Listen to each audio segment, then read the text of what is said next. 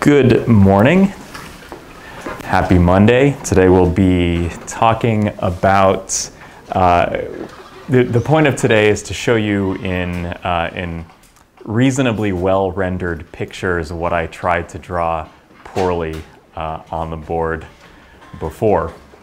And this topic is what the electrical engineers would call microfabrication, but because we're really in the nano regime now, we're going to go ahead and call it what it is. So why do we care about nanoscale structures? And some of you a couple of years ago may have seen me talk at the orientation event, or perhaps the nano engineering recruiting event. You might have seen this slide before, but I love this slide because it shows all of the, in sort of striking detail, all of the materials and phenomena that occur on the scale of 1 to 100 nanometers. And this is the size confinement effect in semiconductor quantum dots. So we talked about how as you shrink the dimensions of a quantum dot, you increase the band gap. These are all fluorescent. They're all excited at the same maybe UV frequency, and then they emit at increasingly low energy frequencies. Then we have the strength and exceptional charge transport properties of carbon nanotubes. This is a gecko foot, which of course adheres by capillary forces to surfaces. No, it's primarily due to van der Waals forces, and while there is a dependence on relative humidity, it's principally because you change the mechanical properties of the keratin of which the gecko foot setae and spatulae are actually made. This is the Lycurgus cup, which is made during Roman times, and it's red not due to any dye molecules, but actually to gold nanoparticles. So people 2,000, well, however many thousand years ago, are actually practicing nanotechnology. And in fact, red stained glass is often made using gold nanoparticles, and they scatter and resonate at visible frequencies, and that's why you have this red color. And interestingly, I put this structure here, which is a microchip, as an example that is a little bit unlike these examples. The effects of size confinement in microprocessing are regarded as something to be suppressed as opposed to be something to be exploited. So you really don't want leaky capacitors and leaky gate dielectrics in your transistors, which are sort of the effects of quantum confinement. So this is really a classical type of device, but it's made using really sophisticated techniques of nanofabrication. But in any case, nanotechnology, this is why you're all here, is in some sense regarded as the future of medicine, catalysis, separation, sensing, information technology, and also energy from both the standpoint of conversion, as in solar cells and triboelectric charging, piezoelectric charging devices, and also storage. So storage meaning batteries and so on. Okay, so nanofabrication can be conveniently separated into two regimes, the mastering regime and the replication regime. So nanofabrication as a whole includes both the generation and arrangement of structures, usually in the lateral dimension of 1 to 100 nanometers. So mastering is the creation of new nanoscale information in a form from which it can be replicated. So typically in the semiconductor industry, this takes the form of electron beam lithography, or scanning beam lithography as a whole, where it could be a focused ion beam or an electron beam. An electron beam is generated from a very hot tungsten filament, and then it's focused and moved around using electromagnetic fields into very small areas. And because the electron beam has a very has a mass because it's not a massless particle like a photon, it actually diffracts much less than a photon, so you can confine these electron beams to very narrow line widths. So you can actually make lines in polymer electron beam resists like a photoresist, but it responds to electron beams instead of, or in addition to photons, to make structures that are 5 to 10 nanometers even in lateral dimensions. So this is an electron beam writer. You'll notice it looks a little bit like a scanning electron microscope. So if you've used one, or if you haven't used one yet, you definitely will as a nano engineer. Use an SEM. And what you'll find in general is that when you make a new technique of nanofabrication, you're usually exploiting some characteristic of some characterization technique, because characterization techniques tend to be developed first, like microscopes. You use the optics that you learned by making the microscopes to make a photolithographic stepper. Similarly, you use the scanning electron microscope, which makes which detects the scattering of electrons off a sample and reconstructs a three-dimensional or two-dimensional image.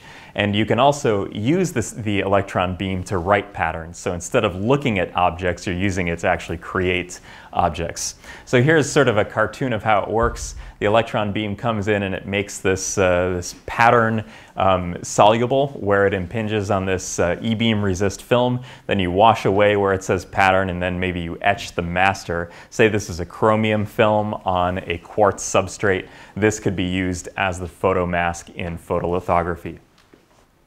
So don't worry about what is actually happening in the chemistry in terms of the mechanism. I just want to show you that we do know what's going on the molecular scale. This is polymethyl methacrylate, or poly mixed martial arts, PMMA. And what you do is you take this this polymer and you irradiate it either with light or, in this case, with an electron beam, and it undergoes some bond scission here. Don't worry about the details, and you break this polymer apart in a form that is now soluble. So that's the important aspect. This is a positive resist chemistry, which means that as you shine light or electron beams, you render the pieces of the regions of the film that are exposed to be soluble. On the right-hand side, and thanks to the Chemical and Bioengineering Department at Georgia Tech for providing these images, if you use an epoxide-based resin, you actually can create covalent bonds using a photoacid generator. Don't worry about that for our purposes, but the point is, when you irradiate it with electrons, an electron beam, or with light, you tend to cross-link the film, so you make it hard and insoluble. So here you make it soluble, here you make it insoluble, where you impinge where the beam impinges on the film. So therefore you get a negative resist pattern. The pattern you get in the resist film is the opposite of what you have in the mask. The next step after mastering is the replication step. So E-beam lithography, while it's sort of the no-compromise way to generate very small patterns, it's very slow. So it takes many hours or a day to make a copy of some pattern. So what you want to be able to do is you want to be able to take the mask that you made by E-beam lithography and make many replications. So for example, photolithography, which is the principal way which replication is done, can take a 300 millimeter wafer and process it per minute. This is an exposure tool. So basically you take the mask that you made by E-beam lithography, and this is a simplified drawing. Usually you're going to be reducing this image down using optics onto a photoresist film, and then you just crank them through one after the other to make this pattern smaller on a silicon wafer. This is a 193 nanometer exposure tool, like the one that you might find at Intel or Samsung or AMD, and these are really expensive. perhaps on the order of $50 million. And the reason that they're so expensive is because in order to produce this pattern and to get it down to a size that's equivalent to like 100 atoms across or 50 atoms across, which is what today's technology requires, you have to make these optical elements with nanometer precision, right? You have to arrange them in space, and they have to be ground to a radius of curvature with that is not very tolerant of faults. So this instrument is typically in a fabrication manufacturing facility that contains many such instruments, and the fab itself is typically designed originally to make one kind of one type of chip, and the factory into which this goes is built for that chip, and it costs maybe $3 billion to build just that factory. So you better not have very many errors. Okay, here's another image that explains the difference between positive and negative photoresist chemistry. So you take the substrate and the resist film. The resist film is maybe 10s to 100 nanometers thick. Could be thicker than that if you're talking about making, say, microfluidic chips, and you need to master a microfluidic chip against a hard master, and you might want this to be tens of microns. But in the semiconductor industry, it's going to be in the tens of nanometers thick. So you take this mask that's say the quartz isn't shown here, but the transparent regions generally, or the transparent regions are. So the light goes through and you expose these regions, and then the negative pattern, they harden, and you can do whatever you want to the substrate. And in the positive configuration, these parts become soluble, and then you can do whatever you want to the underlying substrate. So see, here and here you have the opposite patterns. This is another type of photoresist chemistry, and they work by different mechanisms. Don't worry about the chemistry at all. I just want to show you that there are molecular details here if you're interested in it. So you have this Novolac resin, which is really an old type of polymer that if you had like a Fisher-Price record player or something from like 1960 or 1970, God knows why you would have that, but it was made of this stuff called bakelite. And it was very brittle and whatever, but it's used in photoresist chemistry quite often. This isn't the state-of-the-art photoresist that's used in today's chips, but it was used for quite a long time. What it has is a dissolution inhibitor. The dissolution inhibitor is called diazonaptoquinone, or DNQ. So these are called DNQ Novolac style photoresists. And when you irradiate this nitrogen group here really wants to leave. It really wants to become free and be nitrogen and increase its entropy. So what you do is you irradiate it, and the nitrogen swims off, and then this part here collapses into this carboxylic acid, and it goes from being something that's hydrophobic to something that's hydrophilic, because this group is very polar and it can ionize. So then as a result, if you wash aqueous base over this film, you etch out the regions that have been exposed by the light.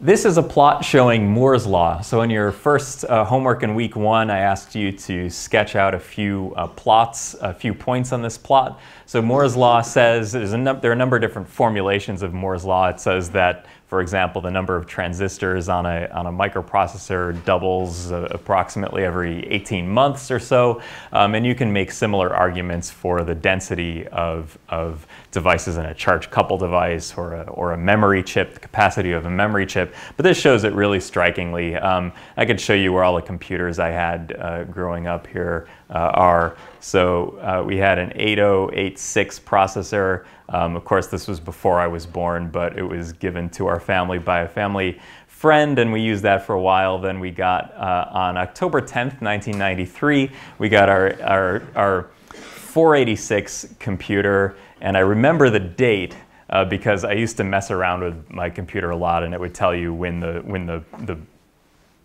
operating system was first activated. That happened to be Windows 3.1 back then, which had just come out.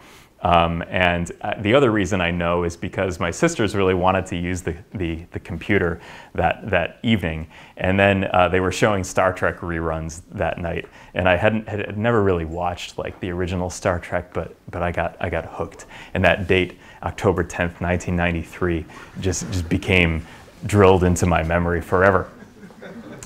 Okay, and because you really care about this, the Pentium 3 was our family's next computer. We got that in 1998. Yeah, that's about right. And then, I don't know, all the grad school and work computers are somewhere over here. What are the limits to photolithography? So we can't, light diffracts, right? That's the first thing we learn about the quantum mechanical character of light, is that you shine it through a pinhole or two pinholes and it diffracts. So sometimes it's a particle, sometimes light is a wave. The wave-like aspect of light is particularly problematic in imaging technology. So resolution is limited by diffraction. So R equals K lambda over NA. NA is the numerical aperture. Lambda is the wavelength, K is a system-dependent constant, and R is the resolution. The resolution is typically expressed as the minimum feature size that is possible, so the half pitch. The pitch in a processor, if you approximate a memory device as a bunch of word lines and a bunch of bit lines, the pitch is the distance, the center-to-center distance between features on a chip. The half pitch, therefore, is roughly the size of the feature itself. And these are, believe it or not, kind of loose definitions, but it's in general the size that it's reasonable to reach. Anyone know what the half pitch has reached in 2017? If you bought a state-of-the-art microprocessor in 2016, you know what the half pitch was? 14 nanometers.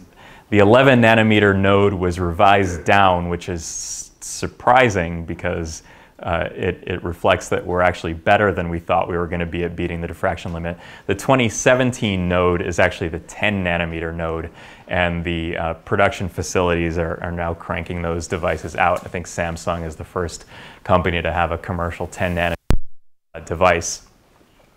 K is the proportionality constant, which is a system-dependent parameter that reflects the sensitivity to fluctuations in exposure intensity and temperature, so real experimental aspects. So if you have these lenses that are arranged with say tens of nanometer precision, single nanometer precision in some cases, and the temperature increases, the temperature fluctuates around some equilibrium value. Like, you better hope that and these lens materials have thermal expansion coefficients that are significant in some cases. You better hope that your thermostat is accurate on the wall, right, in your production facility. Otherwise, the entire batch is going to be ruined. So the K proportionality constant, we can get this down by making the materials really tolerant, and our environment in which we manufacture these things really tolerant. About 0.3, and it's believed to be impossible to get this below 0.25. Lambda is the wavelength that's currently 193 nanometer excimer laser. And 193 nanometer lasers, there was a company that was based out of, that was actually a PhD thesis at UCSD called, that became the Cymer Corporation, which is what is named the lecture halls in the SME building, which endowed the lecture halls in the SME building, and it was recently purchased by ASML, which is a Dutch semiconductor manufacturer. So anyway, UCSD has a big role in the development of photolithography. 193 nanometer light has been used for a long time, like 10 years, but we're making 10 nanometer features now. So we're doing a lot of cheats, right? Because how can you take something that's 20 times the light that's 20 times the resolution that you need, how do you get that to work, right? So that's what we're going to talk about in the next few minutes. 157 nanometer light was abandoned largely because it might still pop up eventually, but it's not really being used now because the lenses and the immersion fluids and the actual stepper machine itself has components that absorb 157 nanometer light. So obviously that's no good. Numerical aperture is n sine theta, which is the acceptance cone of an optical system, and it's proportional to the refractive index of the medium. That's all I know.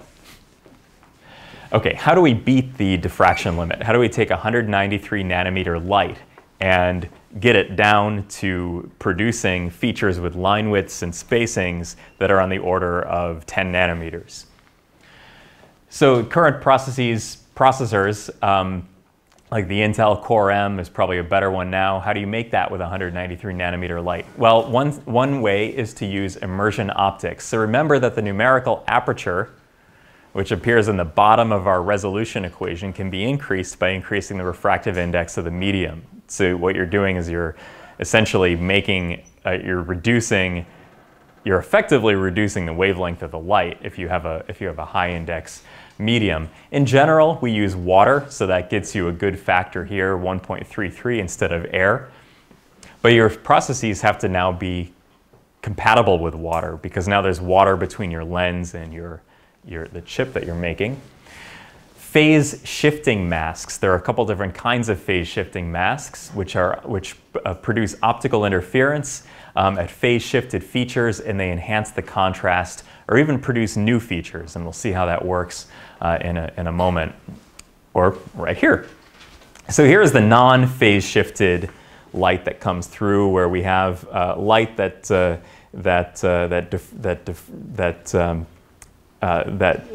has troughs and crests, and then we take a phase shifted region, and what happens at the border lines between the shifts in phase, and how do we produce something that has a shift in phase. So here's a normal transparency mask. This is one that we've made by e-beam lithography. This is quartz, and you have these opaque, say they're chromium pieces. Then what you do is you take a region in here and you etch a little bit out of it so that the light coming through here is now of a different phase than the light coming through here. Another way to do it is to have a partially transmissive opaque feature that actually does allow some light through. That's a way to change the phase of the light between here and the adjacent region. So how it works is this. If you have a conventional mask and you have two apertures that are small compared to the wavelength of light that you're using, what's going to happen is when you shine the light through these two apertures, the light will constructively interfere because you have this light beam, and when you add them together, the superposition looks like this, and the intensity, which is the square of the superposition, looks like this, and you have one feature. So you wanted two features, but now you have one feature. In contrast, if you have a phase-shifted region, which could be made using one of these methods, you now have a field amplitude that looks like this. This is now out of phase with this one. A superposition looks like this one, it looks like this, and the intensity now is two features. So you've now doubled the amount of resolution that you have simply by having adjacent regions with opposite phases. Another trick is to use multiple exposure patterning.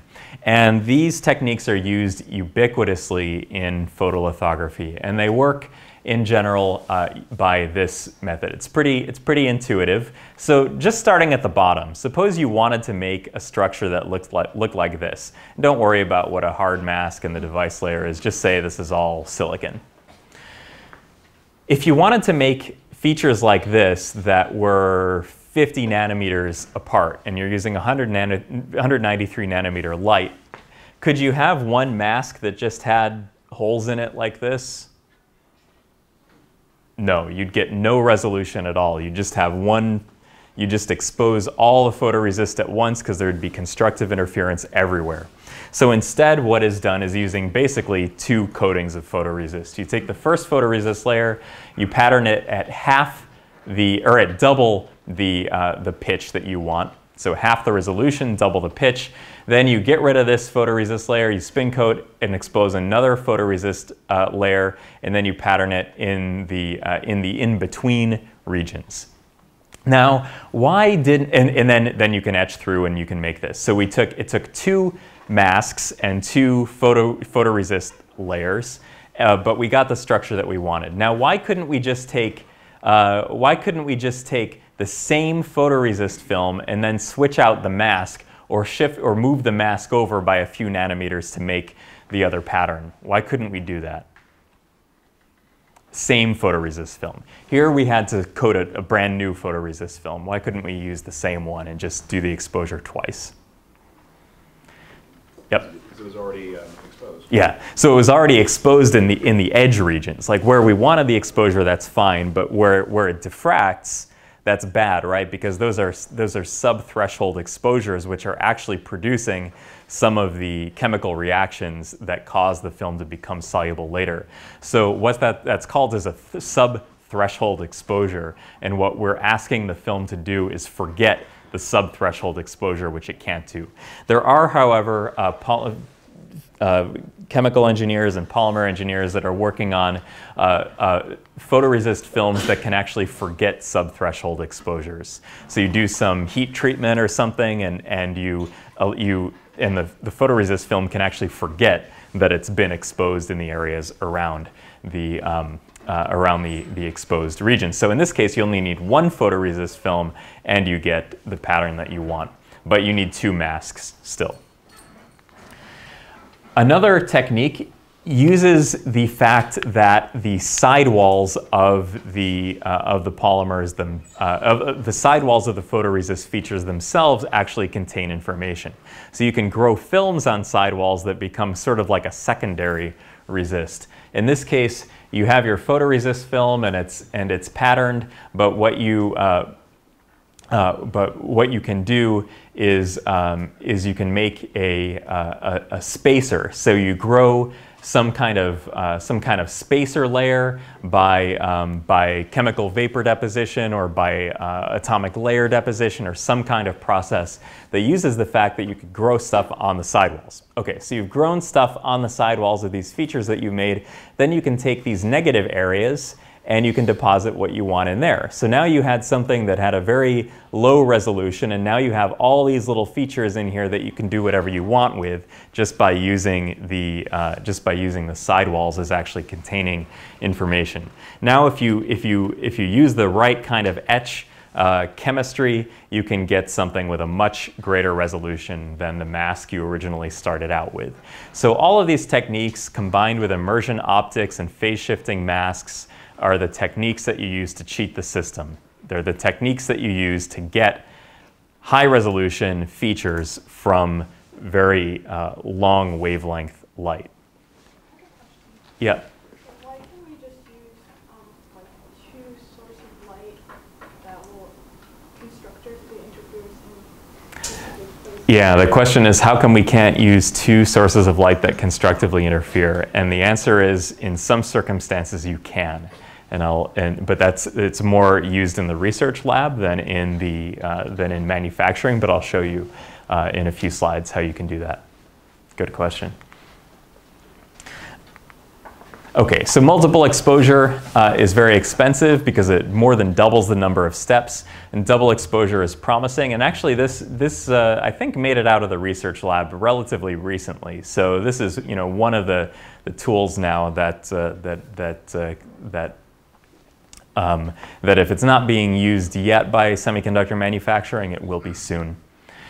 Okay, this is a fun slide. When I was in grad school, a paper came out in 2008 by C. Grant Wilson, who's a professor at UT Austin, who along with Jean Frichet, who's now at Berkeley, when the two of them were at IBM, their research teams developed what's called chemically amplified photoresist, which became the basis for high-resolution photolithographic patterning. And what Wilson did is wrote this article in ACS NANO 9 years ago now, but it's interesting because they went to the CEMATEC conference, which is the semiconductor industry trade group, and they had all the world's top experts in the room, and they did a survey, and they compared, they said, okay, comparing 193 nanometer dry single exposure, so none of the tricks we were talking about, this is where semiconductor manufacturing was at the time. Then immersion single exposure. So we get the refractive index benefit, but then 193 nanometer dry plus 193 nanometer immersion double patterning lithography, so combining all the double patterning techniques.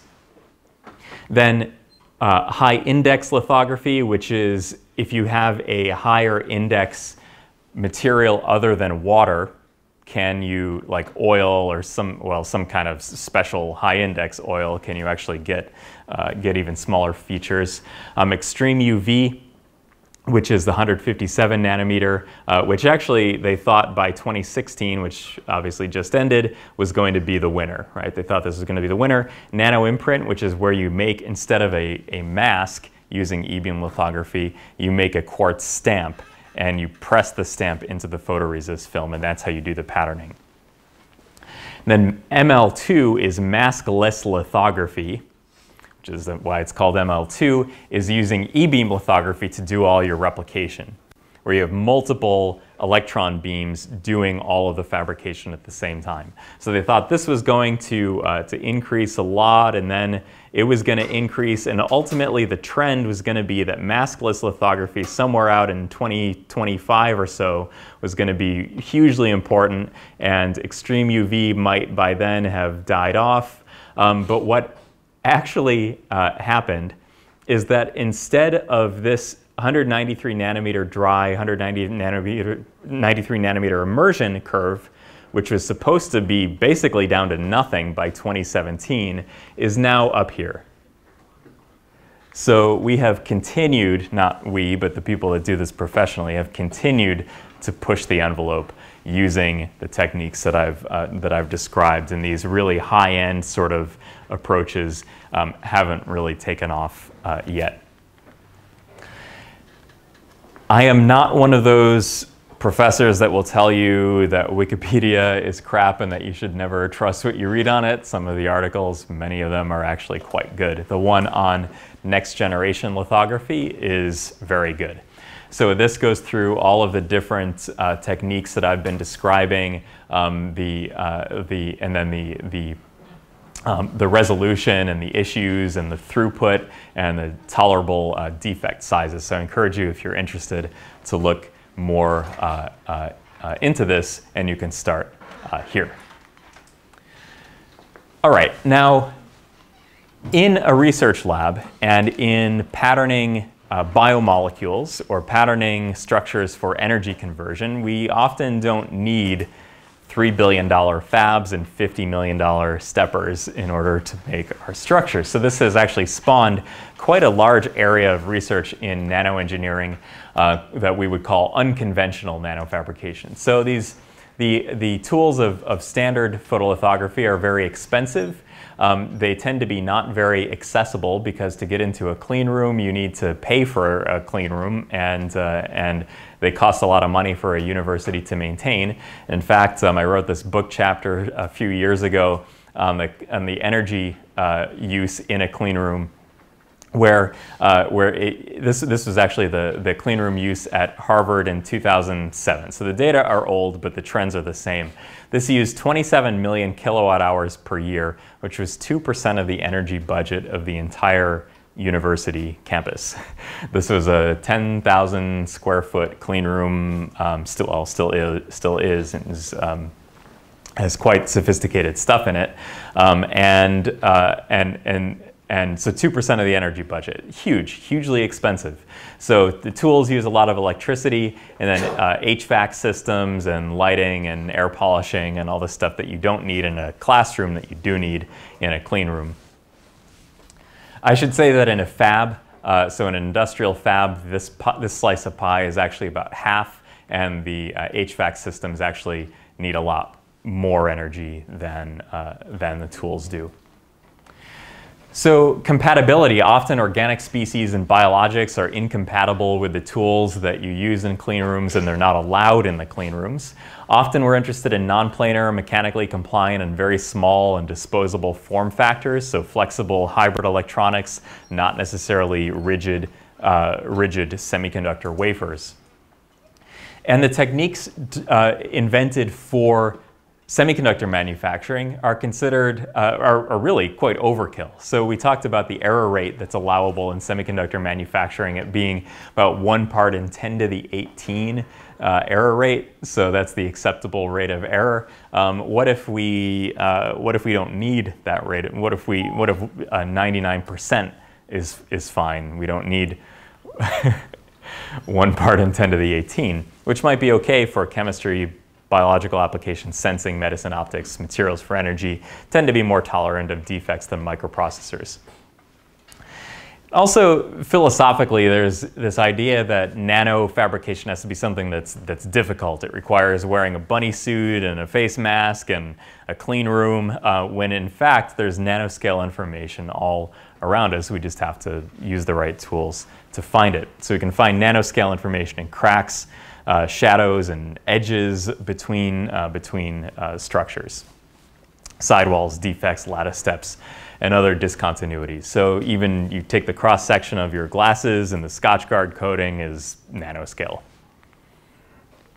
And it also allows us to repurpose analytical tools. So this is a typical thing in nanofabrication, is that we take like a microscope and we repurpose it. So instead of examining the nanoscale world, we're using it to create, we're co-opting the technology to create the nanoscale world. Okay, one technique that is involved with a lot of, that is sort of the basis of many other techniques of unconventional nanofabrication is soft lithography. And what soft lithography requires is that the key feature of soft lithography is that the pattern transfer step involves a soft or polymeric stamp. So typically what's done is E-beam or photolithography on a silicon wafer, and maybe these are photoresist features, or maybe it's actually etched silicon, and this is just monolithic. This is a monolithic thing. Then what you do is you pour in an elastomeric prepolymer. Now almost always this is polydimethyl siloxane, which is just normal silicone rubber, and then you cure it so it's a cross-linkable silicone rubber, and then you peel it out and you can do a number of things with it. So these features, while I've drawn them here macroscopically, they could be as small as 10 nanometers. So you can ink the stamp using a nanoparticle ink or conductive polymer ink, or maybe even decals like metallic films. You can take them to a substrate and just do simple printing. You can do molding and embossing using, say, a thermally or UV curable prepolymer. You can do phase shifting edge lithography, which is taking these, so this mask is transparent because it's silicone rubber, and you can shine light through it, and actually at the edges of these features you get either constructive or destructive interference that can either cure, in the case of constructive interference, on a negative resist, or not cure. I'm distracted by the number of people on their phones right now. Okay, so and you can create images where the sidewalls were, right? So you take something with, say, a micron feature here, and you can get down to like 50 nanometers using these constructive interference patterns. And this is actually using the technique of phase shifting lithography that's used in the semiconductor manufacturing industry. This area here is what I actually did my PhD thesis on, which is using mechanical sectioning to generate copies of structures. So you take the stamp, you make an epoxy replica of the stamp, then you metallize the thin film, then you take a cutting tool and you get like 100 copies out of this by cutting into the plane of the board, and then you get these slices that have features that are where the lateral features it was determined by the thickness of what you deposited on the sidewalls. And the reason that this is potentially a useful tool is that making structures thin in the vertical dimension is easy, but making structures that are thin in the lateral dimension is hard. So what this does is it converts something that's thin in the vertical dimension to something that's thin in the lateral dimension. Yep. How are we cutting something that small?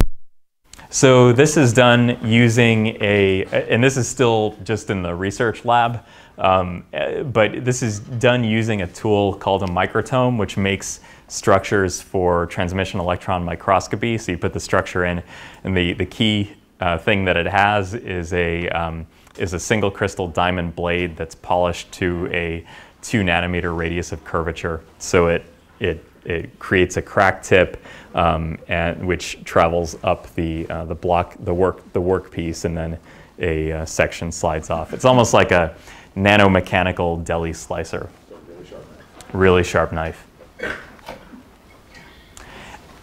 You can also, and this is actually important in many of you will use microtoming not for fabrication, but rather for TEM sample preparation, which is what the technique was designed for.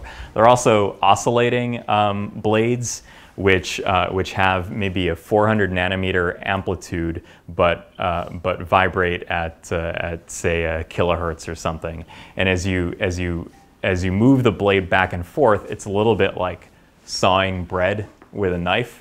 And what this does is it prevents the slabs that come off from being compressed, and like a piece of bread. So say you have a knife, very sharp knife, and a loaf of like French bread, and you just press straight down on it. What's going to happen?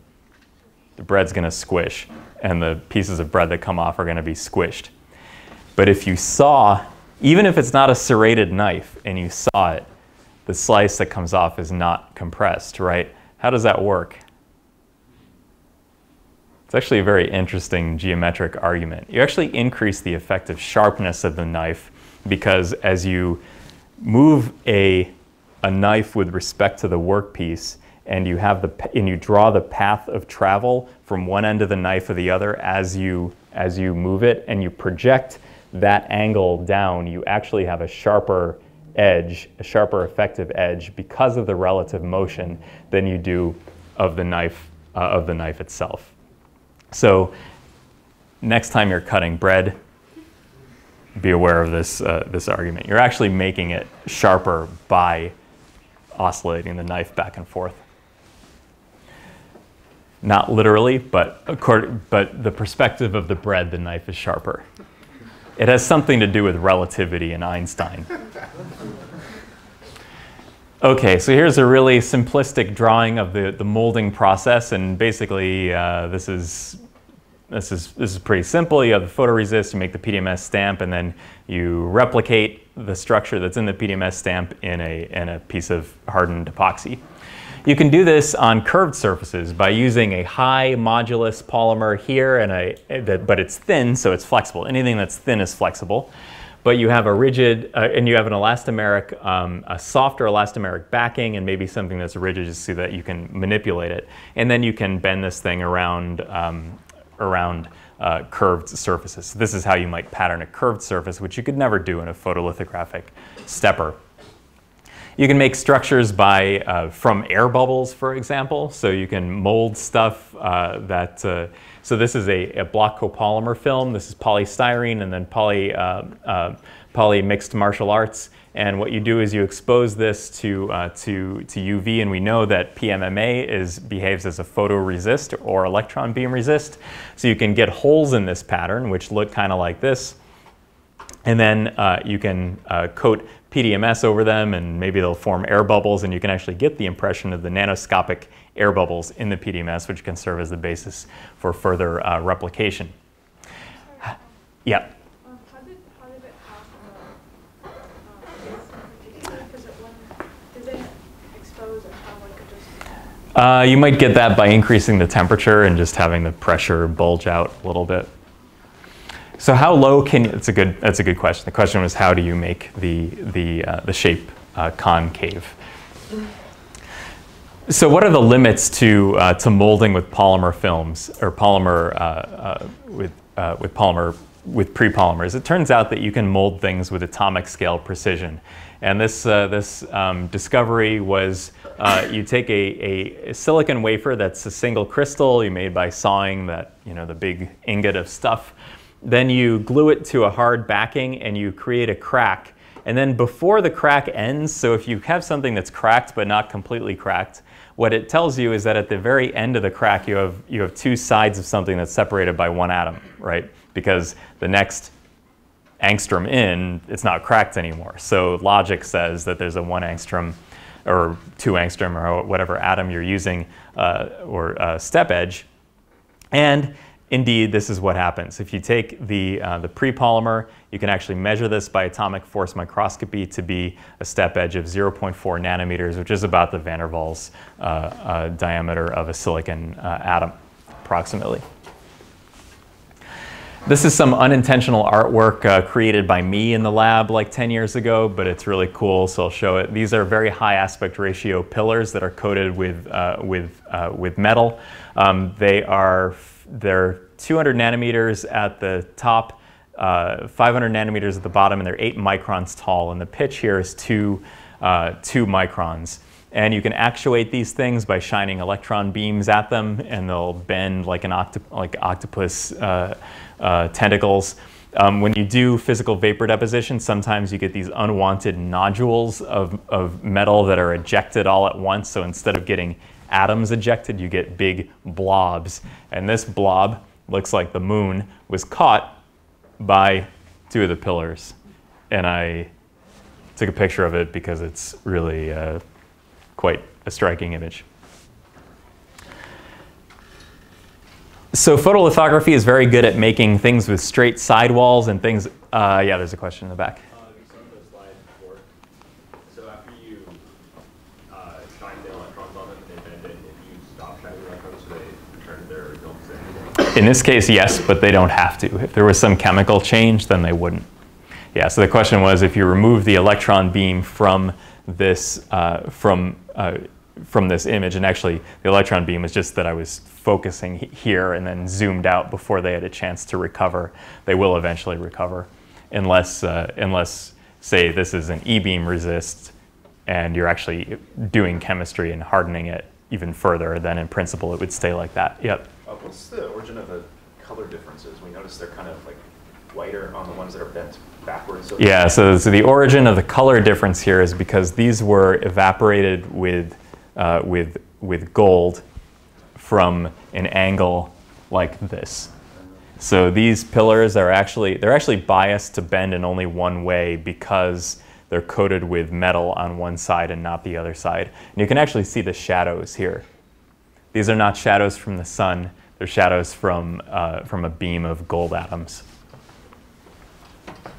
Okay, so we can also make interlocking structures and structures with open, with closed loops by taking a master membrane, or master that has a membrane. So the master structure could be photoresist that we make using 2-photon lithography. And this gets back to your question.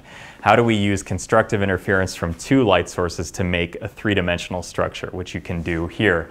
So if you cross streams, which in Ghostbusters terminology is a very bad thing to do, but don't cross the streams. But if you cross the streams in photolithography, you actually get constructive interference at the intersection of the 2, in this case, lasers.